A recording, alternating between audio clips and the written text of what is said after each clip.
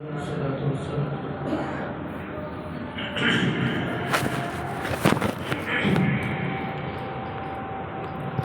வையகத்தை படித்து பரிபாலித்த ரசனம் இருக்கக்கூடிய சர்வராஜ மகனை கொண்ட அல்லாஹ்வுக்கு புகழ் அடைத்தான். சாந்தியும் சமாதான மக்கள் நாயகம் ஸல்லல்லாஹு அலைஹி வஸல்லம் அவர்கள் மீதும் அவர்களை நடிச்சாற்றி அனுபவராக பின்பற்றி உத்தம சஹாபாக்கள் ஷஹதாக்கள் தாபிஈன்கள் தபஅ அவுலியாக்கள் அனைவருக்கும் நம்மவர்கள் அனைவரும் மீதும்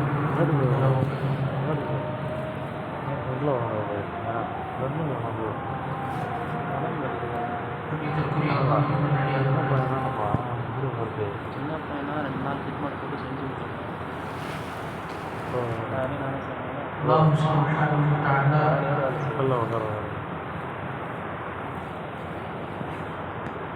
அவருடைய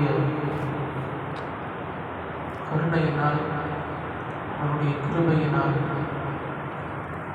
தன்னுடைய அடியார்களுக்காக வேண்டி அவர்களுடைய பாவங்களும் தவறுகளும் மன்னிக்கப்பட வேண்டி எத்தனையோ சிறப்பான நாட்கள், சிறப்பான இரவுகள், மாதங்கள் கொடுக்கிறார். அந்த வரிசையில் ரமதானுடைய மாதம் மிகவும் கண்ணியமான மாதம். ஏன் இந்த மாதத்திற்கு கண்ணியம்? இந்த மாதத்தில் தான் குர்ஆன் இறக்கப்பட்டது. இந்த மாதத்தில் தான் லைலத்துல் கத்ரில் இரவும் உண்டு. அந்த புனிதமிக்க இரவில் தான் குர்ஆன் இறக்கப்பட்டது. ஷஹ்ரு ரமதான் அல்லதி உன்சில ஃபீஹி குர்ஆன். ரமதானுடைய மாதம், இந்த மாதத்தில் தான் குர்ஆன் இறக்கப்பட்டது என்பதாக அல்லாஹ் திருமறையில் பேசுகிறார். இந்த மாதத்திற்கு ஷஹ்ருல் குர்ஆன் என்றும் சொல்லப்படும். குர்ஆனுடைய மாதம். காரணம், இந்த மாதத்தில் குர்ஆன் இறக்கப்பட்டதால் இந்த மாதத்திற்கு கண்ணியங்கள், சிறப்புகள் நாம் கேட்டுக்கொண்டேதான் இருக்கிறோம். இதில் முக்கியமானது சொல்லக்கூடிய விஷயங்களை அமல் செய்வதுதான். எல்லா வருடமும் ரமதான் வந்து கொண்டேதான் இருக்கிறது. ரமதான் வரும் பொழுதெல்லாம் அதனுடைய சிறப்புகளும் மகிமைகளும் கேட்டுக்கொண்டுதான் இருக்கிறோம். ஆனால் ரமதான் வந்தும் சென்று விடுகிறது. ரமதானுடைய அந்த முழுமையான பயனை நாம் அடைவதும் கிடையாது. ரமதான் நம்மை எதிர்நோக்கி வந்து கொண்டிருக்கிறது. இந்த ரமதானை நாம் எப்படி கையாள வேண்டும்? ரமதானை நாம் எப்படி செயலாக்கத்தில் கொண்டு வர வேண்டும்? என்ன செய்யணும், என்ன செய்யக்கூடாது? அல்லாஹ் சுப்ஹானஹு வ தஆலா இந்த இஸ்லாத்தை, இந்த தீனை, இந்த ஷரீஅத்தை ஒரு கோட்பாடுடன் படைத்திருக்கிறார். ஒரு மரபணு உண்டு, ஒரு எல்லை உண்டு, ஒரு சட்டம் உண்டு. அதற்குள் தான் இவையெல்லாம் நடக்கும். ரமதானுடைய சட்டத்திட்டங்களும் அல்லாஹ்வுடைய இந்த வரைமுறைக்குள் அடங்கும். அல்லாஹ் சுப்ஹானஹு வ தஆலா இந்த ரமதானுடைய நாட்களை சிறப்பித்து நபி அவர்களுக்கு கூறியிருக்கிறார். அதே போல இந்த ரமதானுடைய மாதத்தை அடைந்தும் இதனுடைய சிறப்பை அடையாதவர்களுக்கு தண்டனையும் நாம் சொல்லியிருக்கிறார். நாம் பல பொழுதும் கேட்ட ஹதீஸ் தான். நபி ஸல்லல்லாஹு அலைஹி வஸல்லம் அவர்கள் ஒரு நாள் என்றும் செய்யாத அந்த காரியத்தை செய்கிறார்கள். சஹாபாக்கள் ஆச்சரியத்தோடு பார்க்கிறார்கள். நபி அவர்கள் மிம்பரின் மீது ஏறும் பொழுது ஆமீன் என்றார்கள். இரண்டாவது படி ஏறும் பொழுதும் ஆமீன் என்றார்கள். மூன்றாவது பகுதியிலும் ஆமீன் என்றார்கள். சஹாபாக்கள் ஆச்சரியப்பட்டு போனார். இதுவரை இதுபோல் செய்வது கிடையாது. ஏன் இந்த ஆமீன்? இந்த ஆமீனுக்கு பின்னால் என்ன விஷயம் அடங்கி இருக்கிறது? ஆமீன்னா என்ன? ஆமீனுடைய அர்த்தம் என்ன? எல்லா பள்ளிகளிலும் உலகம் முழுவதிலும் உள்ள மஸ்ஜிதுகளிலும் இமாம் சூரத்துல் ஃபாத்திஹா ஓதி வலத்தாலி என்று சொல்லும் பொழுது முக்ததிகள் ஆமீன் என்று சொல்லுவார்கள். ஷாஃபிஈ மத்ஹபில் சப்தமிட்டும், ஹனஃபி மத்ஹபில் கொஞ்சம் தனக்கு கேட்கக்கூடிய அளவிற்கு அல்லது தனக்கு பக்கத்தில் இருப்பவர் கேட்கும் அளவிற்கு சத்தத்தை உயர்த்து சொல்லணும். ஆமீன் வலத்தாலி சொல்லும்போது ஆமீன் ஹனஃபி மத்ஹபில் இருந்தால் எனக்கோ அல்லது எனக்கு பக்கத்தில் இருக்கும் நபருக்கோ கேட்கும் அளவிற்கு சத்தத்தை உயர்த்தி சொல்லணும். சில பேருடைய ஆமீனுடைய சத்தத்தை கேட்கவில்லை. ஆமீன்னா என்ன? நான் ஏற்கனவே சொல்லியிருக்கிறேன், சூரத்துல் ஃபாத்திஹா என்பது ஒரு துஆ. அல்லாஹ்விடத்தில் நான் கேட்கக்கூடிய ஒரு பிரார்த்தனை. அதற்கு ஆமீன் யா அல்லாஹ், இந்த பிரார்த்தனையை நான் செய்து விட்டேன், என்னிடமிருந்து ஏற்றுக்கொள். ஆமீன் தகப்பல் நீ என்னிடமிருந்து நீ இதை ஏற்றுக்கொள்வாயாக. ஆமீன் அல்லாஹ்வும் என்னை என்னிடமிருந்து ஏற்றுக்கொள். அப்போ நபி ஸல்லல்லாஹு அலைஹி வஸல்லம் அவர்கள் சொன்னார்கள், ஆமீன் என்னிடமிருந்து ஏற்றுக்கொள். சாதாரண நம்முடைய ஆமீனும் மலக்குகளுடைய ஆமீனும் சேர்ந்தாலே அங்கே மக்பூலிய தோன்றுகிறது. இமாம் சூரத்துல் ஃபாத்திஹா ஓதி வலத்தாலீன் என்று முடிக்கும் பொழுது முக்ததிகள் ஆமீன் என்று சொல்லும் பொழுது அந்த ஆமீனில் மலக்குகளும் ஆமீன் என்பார்கள். இமாம் வலத்தாலீன் என்று சொல்லும் பொழுது மலக்குகளும் அந்த சூறாவிற்கு அந்த சூறாவினுடைய முடிவின் போது ஆமீன் என்பார்கள். மலக்குகளுடைய ஆமீனும் முக்ததிகளுடைய ஆமீனம் ஒன்று சேரும் பொழுது அங்கே இவர்களுக்கு மக்பூலியத்து கிடைத்து விடுகிறது, இவர்களுக்கு மக்ஃபிரத்து கிடைத்து விடுகிறது. இவர்கள் கேட்ட இந்த துஆ, இந்த பிரார்த்தனை அல்லாஹ்விடமிருந்து அங்கீகரிக்கப்பட்டு விடுகிறது என்றார். ஒரு மலக்கும் நபியின் தலைவரும் முஹம்மது ஸல்லல்லாஹு அலைஹி வஸல்லம் அவர்கள் ஆமீன் சொல்லும் பொழுது அதில் மக்பூலியத்திற்கு சந்தேகம் இல்லை. நான் ஆமீன் சொல்லும் போதும் நீங்கள் ஆமீன் சொல்லும் போதும் அந்த மக்பூலியத்திற்கு சந்தேகம் இருக்கலாம். அல்லாஹ் ஏற்றுக்கொள்ளலாம், ஏற்றுக்கொள்ளாமல் இருந்து விடலாம். ஆனால் நபி ஆமீன் சொல்லும் பொழுது என்ன ஜிப்ரீல் வருது, அல்லாஹ் அனுப்பித்தான். ஜிப்ரீல் தானே வந்துடுவாரா? ஜிப்ரீல் தானே வந்து இல்லை. ஒவ்வொரு தடவை வகை கொண்டு வருவதும் அல்லாஹ்வுடைய கட்டளையை பொறுத்துதான். அல்லாஹ் இந்த ஆயத்தை கொண்டு போய் என்னுடைய நபிக்கு கேட்பார், ஜிப்ரீல் வருவார்கள். இதுபோலத்தான் சூரத்துல் ஃபாத்திஹா முதல் சூரத்துல் நாஸ் வரை இறக்கப்பட்டு இன்று நமக்கு முன்னால் ஒரு முஸ்ஹஃப் குர்ஆனுடைய வடிவத்தில் நமக்கு காணப்படுகிறது. நபி ஸல்லல்லாஹு அலைஹி வஸல்லம் அவர்கள் ஆமீன் என்றார்கள். சஹாபாக்கள் கேட்டார்கள், யா ரசூலல்லாஹ், இதுவரை இது போல ஒரு நிகழ்ச்சி, இது போல ஒரு வார்த்தை நாங்கள் கேள்விப்பட்டதில்லை, பார்த்ததும் இல்லை. என்ன காரணம்? நபி அவர்கள் சொன்னார்கள், ஜிப்ரீல் இப்போது வந்தார்கள். யார்? ரமதானை ரமதான் அந்த ரமதானின் மக்ஃபிரத்தை பெறவில்லை. அல்லாஹ் அவனை நாசமாக்கட்டும், அல்லாஹ் அவனை தூரமாக்கட்டும், அல்லாஹ் அவனுடைய ஞானத்தை வழிக்கு எடுக்கட்டும் என்று சொன்னார்கள். ரமதான் ரமதானுடைய நோக்கம் என்ன? இதிலேயே நபி அவர்கள் சொல்லிவிட்டார்கள். என்ன ரமதானுடைய நோக்கம் என்ன? என்னுடைய பாவங்கள் உங்களுடைய பாவங்கள் அதையெல்லாம் போக வேண்டும். அது அப்படியே பாக்கியம் இருந்துச்சுன்னா ரமதான் வந்து எனக்கு எந்த பிரயோஜனமும் கிடைக்கலன்னு அர்த்தம். ரமதான் கிடைச்சும் எனக்கு எந்த பிரயோஜனமும் கிடைக்கல. ஆனால் ரமதானுடைய நோக்கம் என்ன? என்னுடைய பாவங்கள் இல்லாமல் ஆக்கப்பட வேண்டும். என்னுடைய பாவத்தினுடைய பட்டியலில் ஒரு பாவம் கூட, ஒரு கடுகளவும் கூட பாவம் இருக்கக்கூடாது.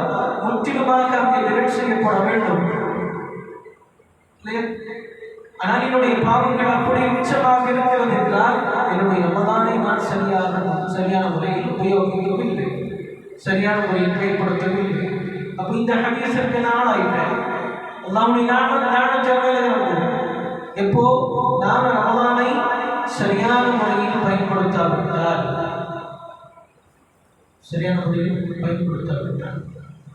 ரமதானில் செய்யக்கூடிய அமல்கள் நமக்கு எல்லாருக்குமே தெரியும். ஒன்று நோன்பு வைக்கணும், இது ஃபர்த். இரண்டாவது தராவீஹ் தொழுகை. மூன்றாவது ஜகாத்துடைய அமல். இது ஜகாத் ரமதானில் மாத்திரம் ஃபர்த் கிடையாது. உங்களுடைய வியாபாரம் எப்போ ஆரம்பிச்சு அந்த லாபம் எப்போ கிடைக்கிறோ அந்த ஒரு வருஷம் பூர்த்தியாகி அது உங்களுடைய வியாபாரத்தினுடைய கணக்கு எப்போ வந்து ஒரு வருஷம் பூர்த்தியாக அப்படி கொடுத்துக்கலாம். ரமதானை கொடுக்கறது அவசியம் இல்லை.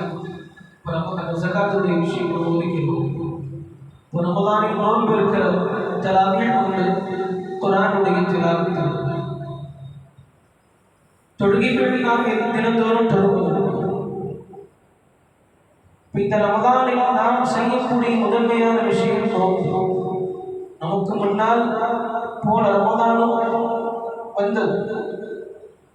ரமதானுடைய அந்த நாட்களில் நம்மில் எத்தனையோ பேர் நோன்பு வைத்தவர்களும் உண்டு, வைக்காதவர்களும் உண்டு. அந்த வைத்தவர்களில் எத்தனையோ பேர் மண்ணுக்கடியில் கபரில் தனியாக போய்விட்டதும் உண்டு. நோன்பு வைக்காதவர்களில் தன்னத்தனியாக கபரில் போய்விட்டவரும் உண்டு. இப்போ யாருமே அவங்ககிட்ட இல்லை.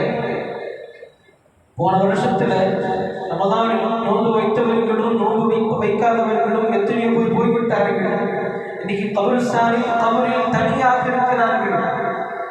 அவங்க கூட யாருமே இல்லை. அவங்க கூட இன்னைக்கு யாருமே இல்லை. அவர்கள் செய்த நல்ல அமல்களை தவிர நல்ல அமல்கள் மாத்திரம் இன்னைக்கு அவங்க தனியாக இருக்கும் போது கபரில் இருக்கிறார். அந்த அமல்கள் தான் இன்னைக்கு அவங்களுக்கு கை கொடுத்து கொண்டு இருக்கிறது. அதுவும் எவ்வளவு கம்மியாக இருக்கோ எவ்வளவு ஜாஸ்தியாக இருக்கோ அதான் வேண்டாம். இப்போ அவங்களுக்கும் தெரிஞ்சு போயிருக்கும் என்கிட்ட எவ்வளோ அமல் இருக்கு, என்கிட்ட எவ்வளோ கெப்பாசிட்டி இருக்கு, எனக்கு கபருடைய அதாபிலிருந்து தப்பிக்கக்கூடிய கெப்பாசிட்டியான அமல்கள் எவ்வளோ இருக்கு, என்கிட்ட நரகத்தினுடைய வேதனையிலிருந்து தப்பிக்கக்கூடிய அந்த அமல்களுடைய கெப்பாசிட்டி எவ்வளோ என்கிட்ட இருக்குன்னு அவங்களுக்கு இப்போ தெரிஞ்சிருக்கும். இப்போ தெரிஞ்சு பிரயோஜனம் இருக்கா? ரமதானை நாம் அடைந்து மக்ஃபிரத்தை எல்லாம் இடத்துல கேட்கல. மக்ஃபிரத்தை கேட்டுட்டு இருக்கிறோம், ஆனாலும் பாவங்களையும் ரமதானில் செய்து கொண்டிருக்கிறோம் என்றால் இது பாவத்தின் மகா. ரமதானை நாம் நம்முடைய பாவத்தை கழிப்பதில் தான் ஈடுபடுத்த வேண்டும். அதெல்லாம் ரமதானிலும் பாவங்கள் செய்து கொண்டிருக்கும் பொழுது ரமதானத்தின் பிரயோஜனம். வீட்டுக்கு விருந்தாளி வந்து அவங்களுக்கு சரியான உபசரிப்பு செய்யலன்னா என்ன பிரயோஜனம்? இனி அவங்க வருவாங்களா?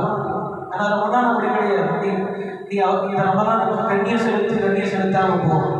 ஆனால் ரமதான் ஒவ்வொரு வருஷமும் வந்துட்டு தான் இருக்கும். உன்னுடைய பாவங்களை மன்னிப்பதற்காக அல்லாஹ் கொடுத்து கொண்டேதான் இருப்பார். வாய்ப்புகள் வந்து கொண்டேதான் இருக்கிறது. உன்னுடைய கதவை தட்டி கொண்டேதான் இருக்கிறது. நிர்பாக்கியசாலி கதவை திறந்து அதை உள்ள வரவழைச்சிக்கிறார். துர்பாக்கியசாலி அப்படியே மூடி விரட்டிக்கிறார். ரமதானுடைய சிறப்புகளில் மிக முக்கியமானது என்னுடைய பாவங்கள் மன்னிக்கப்பட வேண்டும். நபி அவர்கள் அதுக்கு தான் சொன்னாங்க. ஜிப்ரீல் வந்தாங்க, ரமதான் யாருக்கு கிடைச்சு அதில் அவனுக்கு மக்ஃபிரத்தே கிடைக்கல. ஒரு நோம்பு, 2 நோம்பு, 30 நோம்பு முடிஞ்சு போச்சு, 29 நோம்பு முடிஞ்சு போச்சு, ஈது பெருநாளும் வந்துருச்சு, ஆனாலும் அவனுக்கு மக்ஃபிரத்து கிடைக்கல. அவன் பாவியாத்தான் இன்னமும் இருக்கிறான்னா அல்லாஹ்வுடைய ஞானத்தை அவன் மீது இறங்கட்டும். ஆமீன். அப்படி சொன்னாங்க. யார் எங்க நீங்களும் நானும் நரகத்துக்கு போகக்கூடாதுன்னு நினைக்கிறோம் நபிங்க? யார்? நம்முடைய பிள்ளைக்கு ஏதாச்சும் ஒரு தீக்குச்சியினுடைய நெருப்பு அளவு உடம்புல போட்டுருச்சுன்னா துடிச்சு போறோமா இல்லையா? துடிச்சிட்டு போறோமா இல்லையா? ஆனா என்னுடைய நபி என்னுடைய உம்மத்தில் யாரும் நரகத்திற்கு போய்விடக் கூடாது என்று துடித்து போகக்கூடியவர்கள். எப்போ நெருப்பு பட்டா இல்லை, ஒவ்வொரு நொடியும் அந்த கவலையில் இருந்தவர்கள், அந்த அந்த அந்த அந்த மன அழுத்தத்தில் இருந்தவர்கள். அந்த நபி சொல்றாங்க, இதனுடைய பின் விளைவு எவ்வளவு மோசமானது. இது என்ன வார்த்தை தெரியுமா? மக்ஃபிரத்து யாருக்கு மக்ஃபிரத்து ரமதானில் கிடைக்கலையோ அவன் மேல அல்லாஹ்வுடைய ஞானம். யாரு? இன்னைக்கு ஒரு அநியாயம் செய்யப்பட்டவனுடைய அநியாயத்தை வைத்து கொள்ள வேண்டும் என்று நபி அவர்கள் சொல்லியிருக்கிறார்கள். அநியாயம் செஞ்சுட்டான், இப்போ என்ன, யாரை இவன் பயப்படணும்? யார் மேல இவன் அநியாயம் செஞ்சானோ அவனுடைய அநியாயத்தை பார்த்து இவன் பயப்படணும். ஏன்? இவன் 2 கை தூக்கிட்டான்னா, இவன் 2 கையை அல்லாஹ் கிட்ட தூக்கிட்டான்னா இவன் கதை முடிஞ்சிருச்சு. ஏன் இவனுக்கு அநியாயம் செய்திருக்கிறான். அநியாயம் செய்யப்பட்டவனுடைய துஆக்களை அல்லாஹ் மறுப்பது கிடையாது. அநியாயம் செய்யப்பட்டவர்களுடைய துஆக்களை அல்லாஹ் மறுப்பது கிடையாது. ஏன் அவனுக்கு உதவி செய்யக்கூடிய, அவனுடைய அநியாயத்தை தடுக்கக்கூடிய யாருமே இல்லை அல்லாஹ்வை தவிர. அதனால இவன் அல்லாஹ் கிட்ட துஆ கேட்கிறான், யா அல்லாஹ் இவன் அநியாயம் செஞ்சுட்டான், என்ன அடிச்சுட்டான், என்னுடைய சொத்தை பறிச்சுட்டான், என்னுடைய மனைவியை வெண்ணியை பிரித்து விட்டான், என்னுடைய சொத்துக்களை அபகரித்து விட்டான், என்னுடைய பொருளை திருடி விட்டான், என்னை ஏமாற்றி வழக்கில் சிக்க வைத்து விட்டான், நீ இவனை பார்த்துக்கொள் யா அல்லாஹ். அப்போ இவனுக்கு அல்லாஹ்வுடைய எந்த தெரியலை, அல்லாஹ் உடனே கபூலாக்கிடுவான். எந்த ரிஜெக்ஷனும் இல்லை. அல்லாஹ் உள்வாங்கிக் கொள்கிறான். உடனே அவன் மீது அல்லாஹ்வுடைய சோதனைகள் பாய ஆரம்பித்துவிடும். அல்லாஹ்வுடைய அதாபுகள் அவன் மீது இறங்க ஆரம்பித்துவிடும். அது எந்த ரீதியில் வேண்டுமானாலும் இருக்கலாம். இவன் செய்த அதே நஷ்டம் அவனுக்கு கிடைக்கலாம், அல்லது வேற ரீதியில் கூட அவனுக்கு நஷ்டம் அல்லாஹ் கொடுக்கலாம். இதெல்லாம் தீர்ப்பு. அப்போ அல்லாஹ்வுடைய லானத் யார் மேல் ஆகிறது? ரமதானில் மக்ஃபிரத்தை பெறாதவர்கள், ரமதானில் மக்ஃபிரத்தை பெறாதவர்கள். அப்போ ரமதானுக்கு முன்னாடி ஃபஜர் இல்லை, ஃபஜர் இருந்தால் அசர் இல்லை, மக்ரிப் இருந்தால் இஷா இல்லை, இங்கேயும் அங்கேயுமாக ஒவ்வொரு வக்தும் அப்படி விடப்பட்டு போச்சு. பாவம் செஞ்சிட்டோம். ஆனால் இதற்கெல்லாம் தலா உண்டு. ஃபஜர் தொடுக்கலையே அந்த ஃபஜரை இன்னும் தலா செய்யணும். அப்படி செய்யல, அப்படியே மௌத் ஆகிட்ட நாளைக்கு அந்த ஃபஜருடைய கேள்வி அல்லாஹ் கேட்பான். அதற்குரிய சவால் தொஹர் தொழுக, அசர் தொழுகல, அசருடைய கேள்வி என்ன? தலா செஞ்சிட்டா தப்பிச்சுட்டு. ஆனால் தலா செய்ததற்கும் தண்டனை உண்டு. ஆனால் அந்த வக்தில் தலா செய்து, அந்த வக்தில் அதா செஞ்சுட்ட தொஹருடைய நேரம் முடிவதற்கு முன்னாடி அதா செய்து விட்டாய் என்றால் அதற்கு கேள்வி கணக்கு இல்லை. தொஹருடைய வக்து முடிஞ்சு அசருடைய வக்து தொடர்ந்துச்சுன்னா அந்த நேரத்தில் நீ உன்னுடைய தொழுகை தலா செய்தாய் என்றால் அந்த தலா செய்ததற்கும் அல்லாஹ்விடத்தில் கேள்வி கணக்கு உண்டு. ஒவ்வொரு வக்திற்கும் அல்லாஹ்விடத்தில் கேள்வி கணக்கு. இது ரமதானுக்கு முன்னாடி சரி பாவம் செஞ்சுட்டு தலாவும் செஞ்சாச்சு. ஆனால் ரமதானில் அப்படி இல்லை. ரமதானில் அப்படி இல்லை. ஒரு வக்தை விட முடியாது, ஒரு வக்தை விட முடியாது. ரமதான் அல்லாத காலத்தில் நீங்கள் செய்த ஒரு ஃபர்த் ரமதானில் 70 ஃபர்துக்கு சமம். ரமதானில் 70 ஃபர்துக்கு சமம். நீங்க இப்போ போறீங்க ரஜபுல ஷாபான் ஒரு உம்ரா முடிச்சுட்டு வந்தீங்கன்னா உம்ராவுடைய நன்மை கிடைக்கும். உம்ரா கிடைக்கும். العمرة في رمضان حجة معي அப்படின்னு சொன்னாங்க. ஆனால் நீங்கள் ரமதானில் போய் உம்ரா செய்தீங்கன்னா, ரமதானில் உம்ரா செய்தீங்கன்னா நபி அவர்கள் சொன்னார்கள், என்னுடன் ஹஜ் செய்த நன்மை அவர்கள். ரமதானில் ஒரு உம்ராவினுடைய நன்மை தான் உம்ராவினுடைய நன்மை கிடையாது. ஹஜ்ஜினுடைய அந்த கேட்டகரியை கொண்டு போய் எடுத்துரும். ஏன் ரமதான் இருக்க அந்த அந்தஸ்து அல்லாஹ் கொடுத்திருக்கிறான். நம்ம இன்னும் ரமதானுடைய அந்தஸ்து வளர்க்கல. நீங்க இப்ப ரஜப ஷாபான் இப்ப போயிருக்கிறாங்க உம்ராவுக்கு, அவங்களுக்கு என்ன நன்மை கிடைக்கும்? உம்ராவுடைய நன்மை தான் கிடைக்கும், ஹஜ்ஜுடைய நன்மை கிடைக்காது. ஆனால் ரமதானில் ஒருவர் உம்ரா செய்ய போனா 15 நாள் இருக்கணும்னு அவசியம் இல்லை. நீங்க ஒரே ஒரு உம்ரா தான் செஞ்சீங்க, ஹஜ்ஜுடைய நன்மை யாரோட? நபி ஸல்லல்லாஹு அலைஹி வஸல்லம் அவர்களோட நீங்க உம்ரா செய்த நன்மை, அவர்களோட ஹஜ் செய்த நன்மை அல்லாஹ் கொடுத்தான். இதனுடைய பரக்கத்து ரமதானுடைய பரக்கத்து, அதனுடைய கண்ணியம் அல்லாஹ் கொடுத்திருக்கிறார். ஒரு உம்ராவுக்கு ஹஜ்ஜுடைய நன்மை எவ்வளவு செலவாகுது? 8 லட்சம், 9 லட்சம், 10 லட்சம். ஹஜ் கமிட்டி தரப்புல போனாக்க 4 லட்சம், 3 லட்சம். அதையும் பரட்டுவதற்கு எவ்வளவு சிரமம். ஆனால் ஒரு உம்ரால உங்களுக்கு ஹஜ்ஜுடைய நன்மை எல்லாம் கொடுக்கிறார். எதனால்? ரமதானுடைய சிரமம். ரமதானுடைய மாதம் அடைந்து அந்த ரமதானில் ஒரு வக்து நாம விட்டா கூட நம்ம பாவியாயிட்டோம். ஒரு ஃபஜரை விட்டுட்டோம், நல்லா சாப்பிட்டு சகல் செஞ்சுட்டு நல்லா சாப்பிட்ற டைம் ஆயிடுச்சு, ஆனாலும் தூக்கம் வருது, படுத்து தூங்கிட்டோம், தொழுது பதா ஆயிடுச்சு. மன்னிப்பு தேடிட்டேன்னா எல்லாம் மன்னிச்சிடும், அது வேற விஷயம். மக்ஃபிரத்தை தேடி விட்டாலே தான் நான் பாவம் செஞ்சுட்டேன், என்னை அறியாமல் தூங்கி விட்டேன், என்னை மன்னித்து விட, இனிமேல் தூங்க மாட்டேன். எல்லா ஃபஜருக்கும் தான் அவருடைய பள்ளியில் ஆகிறார்.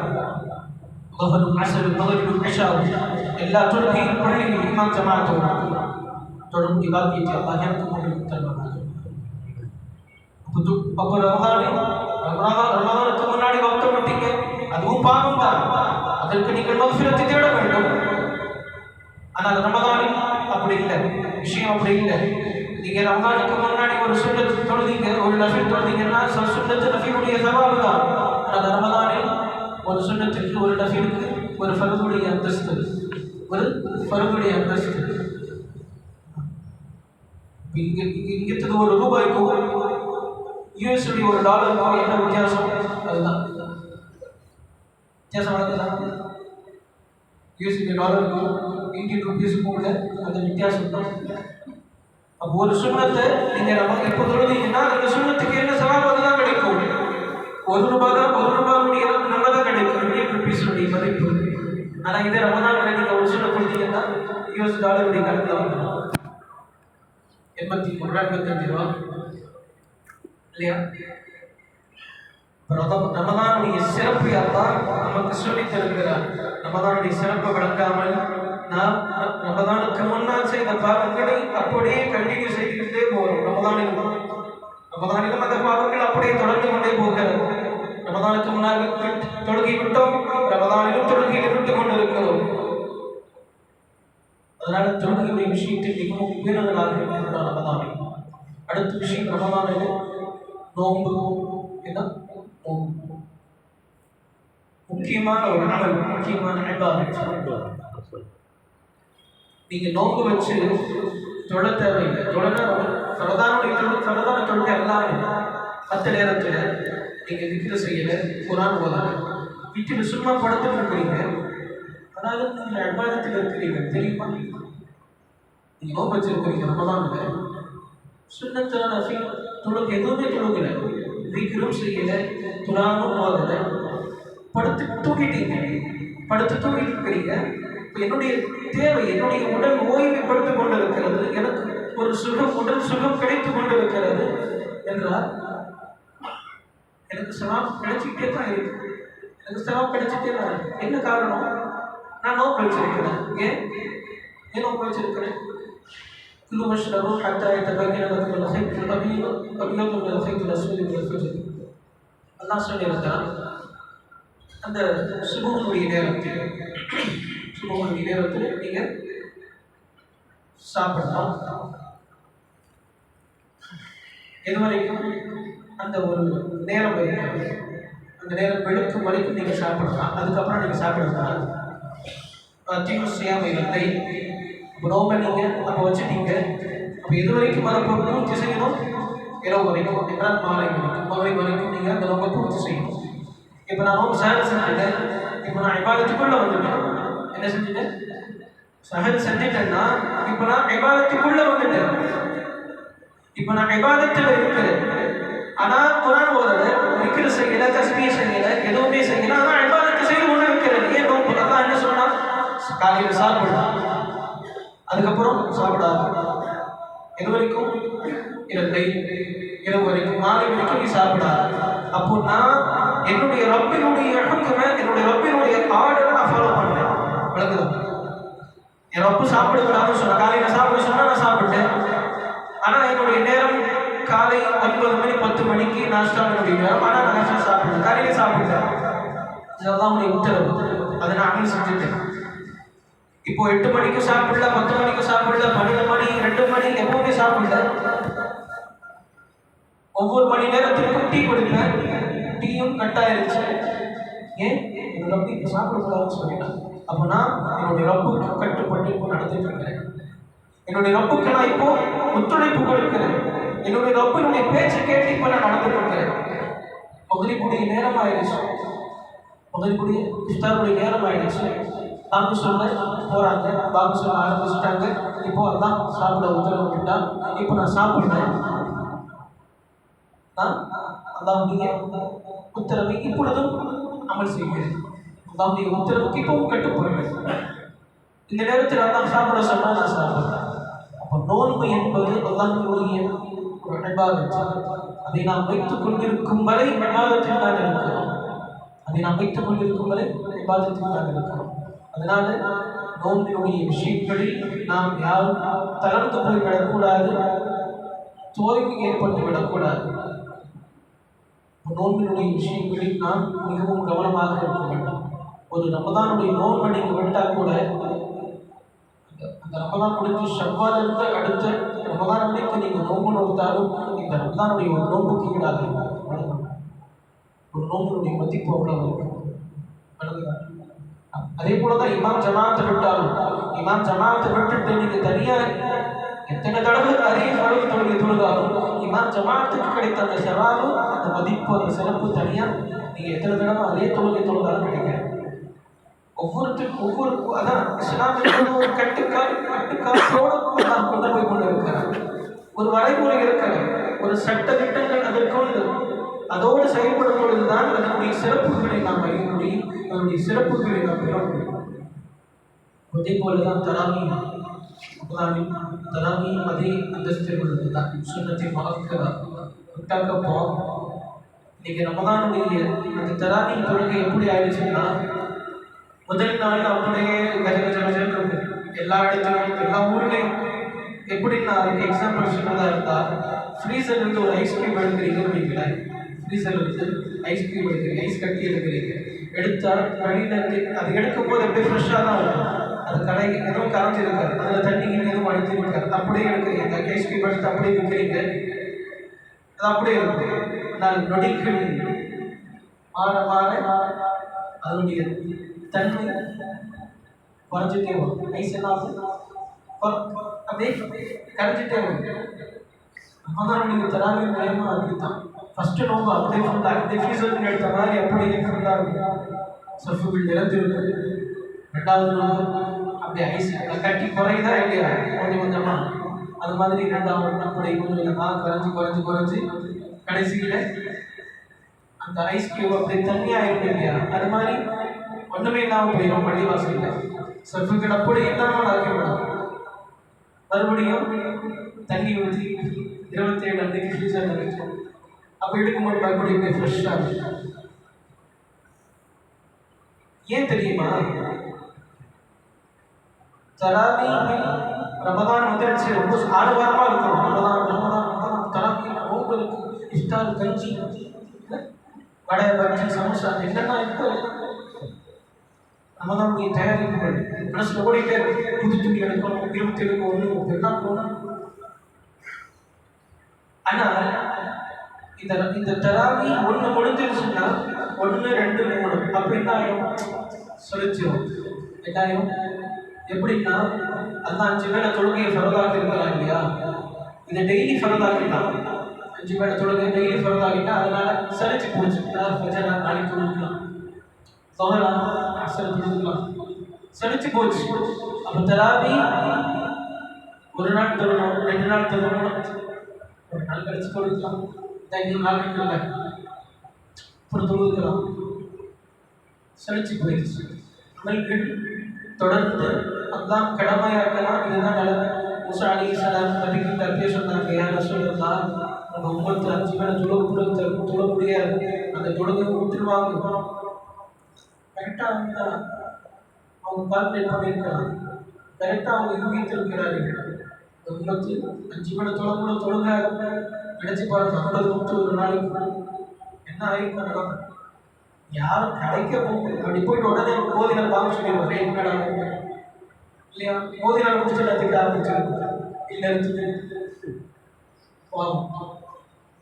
அப்போ அமல்கள் தொடர்ந்து நன்மை திணிக்கப்படும் பொழுது அந்த அமல்களில் ஒரு ஒரு